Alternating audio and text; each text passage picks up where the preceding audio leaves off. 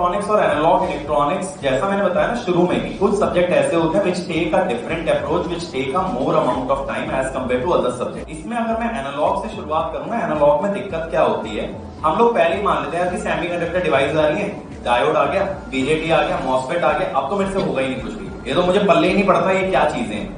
तो उसका प्रॉब्लम सबसे बड़ा क्या है ना, देखो एनालॉग इलेक्ट्रॉनिक्स में आपको इससे फर्क ही नहीं पड़ता कि डिवाइस है क्या, डिवाइस काम कैसे करती है, उसके अंदर सेमीकंडक्टर कैसे चलता है। फर्क सिर्फ और सिर्फ इस बात से पड़ता है कि उसके सर्किट को सॉल्व कैसे करना है। तो सबसे पहला काम क्या करना है ना, एनालॉग के लिए नेटवर्क को स्ट्रॉन्ग करना है। अब जिस बच्चे ने नेटवर्क को स्ट्रॉन्ग कर लिया, मतलब कि उसका ये हो गया ना लाइफ के अंदर कि अगर मेरे को सर्किट दिखा तो मैं तो सॉल्व कर दूंगा, सर्किट दिखना चाहिए बस। मैं जब गेट की तैयारी किया था ना, तो मेरे अंदर ये था कि अगर मैं सर्किट तक पहुंच गया किसी भी सवाल में, तब तो मेरी जिंदगी आसान है। मेरे को टाइम लग सकता है, हो सकता है यार कि तुम किसी क्वेश्चन को नोडल से कर रहे हो, तुम्हें 2 मिनट लगे, मेरे दिमाग में मैश स्ट्राइक किया, मुझे 5 मिनट लगे, लेकिन मैं ये गारंटी दे सकता हूं कि मेरा आंसर जरूर आएगा। अगर सर्किट दे रखा है तो सर्किट का आंसर मैं निकाल दूंगा। तो फिर एनालॉग की अप्रोच कितनी रह जाती है जब नेटवर्क इस लेवल पे सॉलिड होता है कि एनालॉग में सर्किट बनेगा कैसे।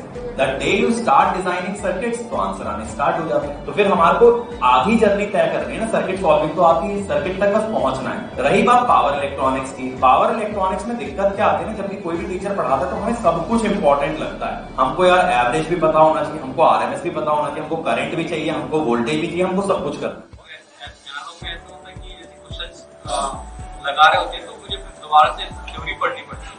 पावर इलेक्ट्रॉनिक्स का जो डर है ना, वो भी मैं सच्चाई बताऊं एक ही चैप्टर से, वो है रेक्टिफायर, है ना, कि इतने सारे रेक्टिफायर, इतने सारे फॉर्मूले कि इसके अंदर हम लॉस्ट हो जाते हैं। लेकिन पावर इलेक्ट्रॉनिक्स को अगर फॉर्मूला लेवल पे पढ़ा ही ना जाए, कुछ फॉर्मूले जरूर याद किए जाएंगे ताकि आंसर जल्दी आए, लेकिन ऐसे फॉर्मूले मुश्किल से 4-5 होते हैं, ठीक है।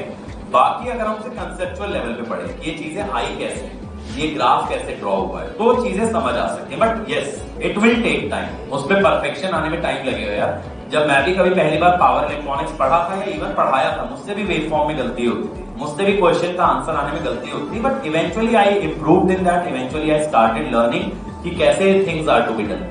बट आज के डेट में भी आप कितना भी टफ से टफ क्वेश्चन ले आओगे, आई वोंट से कि 100% मैं सॉल्व कर दूंगा, मैं भी 90-95% तक सॉल्व कर पाऊंगा, मे बी 5% मेरे से भी ना बन पाए, वैसा बिल्कुल प्रैक्टिकल है। लेकिन क्या है ना कि फोबिया कितना भी हो किसी सब्जेक्ट का, आप उसमें ना छोटे छोटे माइलस्टोन सेट कर दो। जैसे पावर इलेक्ट्रॉनिक्स में मैंने माइलस्टोन सेट कर लिया कि सिंगल फेज रेक्टिफायर अच्छा कर दूंगा, जैसे ही वो अच्छा होगा उसके क्वेश्चन बनने लगेंगे, कॉन्फिडेंस आ जाएगा। बट अगर आप पूरे सब्जेक्ट को एक बार में अचीव करने की कोशिश करोगे, डर रहेगा, छोटे छोटे माइलस्टोन अचीव करते जाओ, कॉन्फिडेंस अपने आप बढ़ता जाएगा कि कल तक इससे भी डर लगता था, आज ये कॉन्कर कर लिया तो कल और बड़ा काम कर सकते हैं। जैसे एनालॉग के अंदर अगर आपने मान लो ओपैम्प अच्छा कर लिया, तो अब आपको एक कॉन्फिडेंस आ गया ना कि जिस टॉपिक से आप डरते हैं आप एक कुछ अचीव कर चुके हो, then you will have motivation to go to the next.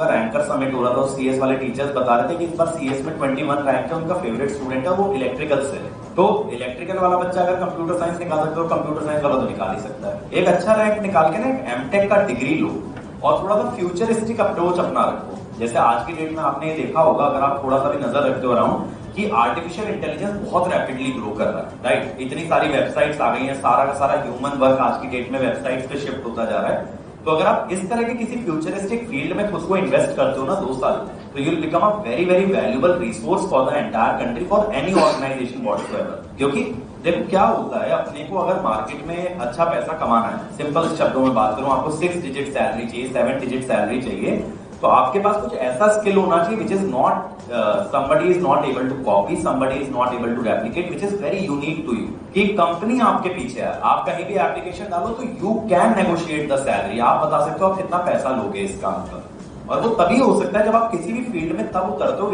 whichever field is in nascent stage, which is in a new stage।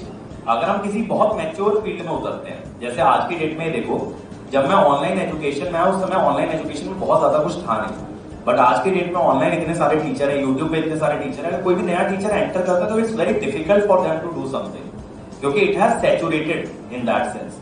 अब ऐसे ही अगर मैं बात करूं, एमटेक की बहुत सारी फील्ड है जिसमें हर साल हजारों बच्चा जाता है, लेकिन वहीं अगर हम बात करें artificial intelligence, machine learning, data sciences, ये फील्ड अभी ऐसी है जो कि ग्रोइंग स्टेजेस में, अगर इनमें अभी के लिए कूद जाओगे तो आप आगे चल के बहुत पैसा बना सकते हो, बहुत एक रेप्यूटेड जॉब ले सकते हो और अपनी टर्म्स पे काम कर सकते हो। बट सीएसआईटी में होके सरकारी नौकरी के पीछे तो मत भागो। ऑब्वियसली सीएसआईटी में मतलब सरकारी नौकरी जितना पैसा देगी, अगर अच्छे से एमटेक कर लेना उसका 4-5 गुना तो वैसे बना दोगे एक साल में। तो जो चीज तुम 30 साल में जितना कमाओगे पीएसयू के अंदर रह के, उतना तो तुम 5-7 साल में 10 साल में कमा के रख दोगे। उसके बाद भले रिटायरमेंट की जिंदगी।